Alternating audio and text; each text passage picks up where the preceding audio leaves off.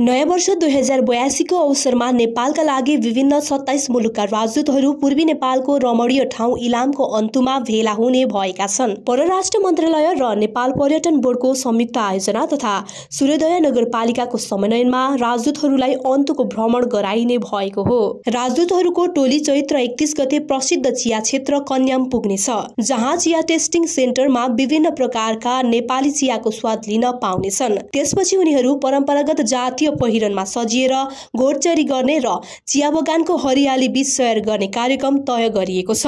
वैशाख 1 गते नयाँ वर्षको बिहान राजदूतहरूलाई अन्तु डाँडाबाट उदाउँदो सूर्यको दृश्य अवलोकन गराइनेछ, जसले नेपालमा नयाँ वर्षको स्वागत मात्र होइन, देशको प्राकृतिक सौन्दर्य र सम्भावनाको सन्देश पनि दिनेछ। यसका साथै अन्तु पोखरीमा डुङ्गा सैर, स्थानीय संस्कृतिको प्रस्तुति लगायतका कार्यक्रम पनि राखिएको छ। परराष्ट्र मन्त्रालयले हरेक वर्ष नयाँ वर्षको अवसरमा विदेशी राजदूतलाई फरक गन्तव्यमा लैजाने गरेको छ।